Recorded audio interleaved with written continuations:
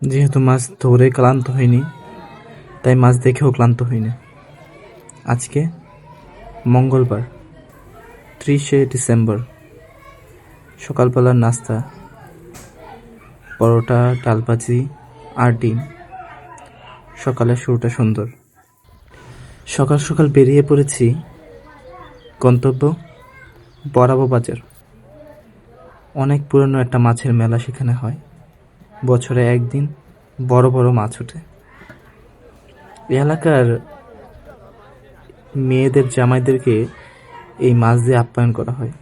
তারা শ্বশুর বাড়িতে আসলে এখান থেকে বড় বড় মাছ কিনে নিয়ে যায়। তো এই জন্য এখানে চড়া দামে মাছগুলো বিক্রি হয়। বড় বড় কাতল 12-14 কেজি, পুরনো বোয়াল মাছ, পাশাপাশি থাকে রুই, গ্রাস কার্প,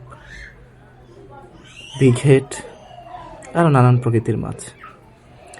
আমরা যখন এই জায়গাটা এসে পৌঁছাই তখন বেলা 8টা প্রায় পৌঁছেছে। এই মুহূর্তে আমরা এখানে এসে দেখলাম যে লোক সমাগম খুব বেশি হয়নি এখনো। মাছগুলো ওঠা প্রায় শেষের পথে। এখানে যারা মাছ কিনতে এসেছেন তারা আসলে বিভিন্ন আয়ের মানুষ। দরিদ্র, মধ্যম আয় কিংবা ধনী, সকলেরই উদ্দেশ্য মাছ কিনা। কেউ হয়তো বা বড় মাছ কিনবেন, কেউ হয়তো বা ছোট মাছ কিনবেন, কিন্তু উদ্দেশ্য একটা জায়গায়, যে মেয়েদের জামাইকে খাওয়াতে হবে। মানুষ ভেদে যেমন মাছের পছন্দ ভিন্ন হয়, সেরকমভাবে প্রজাতি ভেদে বিভিন্ন জাতের মাছ দেখা যাচ্ছে বাজারে। এগুলো আয়ের মাছ।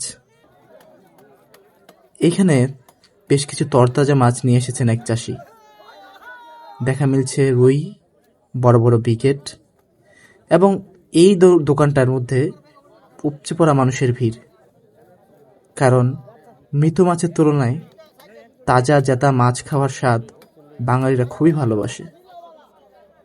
মাছ এমন একটা প্রাণী, আমাদের বাঙালি জাতির প্রবাদে জড়িয়ে আছে, মাছে ভাতে বাঙালি। তাই তো এত সকালবেলাও, এত ঠান্ডার মধ্যেও মাছ ধরাও বন্ধ হয়নি, মাছ বেচা কেনাও বন্ধ হয়নি। মানুষের এক ধরনের উৎসব দেখতে পাচ্ছি। অনেকেই আমার মতো মাছ কেনেন, কিন্তু এই যে সবার মধ্যে একটা জনসমাগম, একটা উৎসব, সেটা সবার মধ্যে আসলে আমরা দেখতে পাচ্ছি। এত সুন্দর একটা বাজার ঘোরা আমাদের প্রায় শেষ। সময় হয়েছে বাড়ির পথে ফেরার। তাই চলে আসছি গন্তব্যের দিকে। আসসালামু আলাইকুম।